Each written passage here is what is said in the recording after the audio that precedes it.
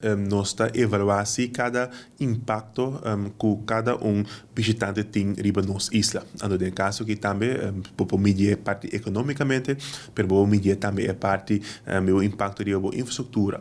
De caso aqui junto com nosso cruise tourism também fora nosso master plan e também nosso desenvolvimento nosso recovery plan a indicar netamente que solamente mais visitante não também está direção que nós conhecemos que vai, nem tampouco é maneira bom para medir desenvolvimento positivo de turismo.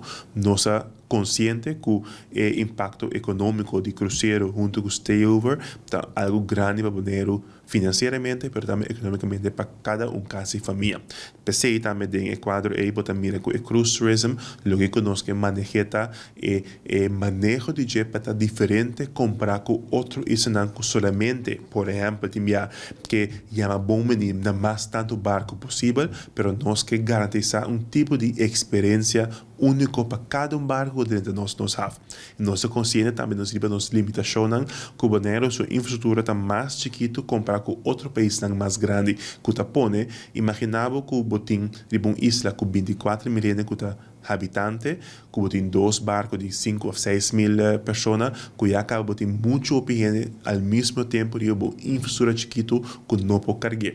E de Equador é o que nossa papel está, que compra implementar o que nós chamamos One Call a Day, que bota garantizar uma experiência para cada barco de cruzeiro, que nós temos suficiente táxi, suficiente toalete, suficiente área que nós podemos visitar, suficiente área que nós temos para dentro rei, tá caminhando com o que netamente que o banheiro que garantizar, bota oferecer.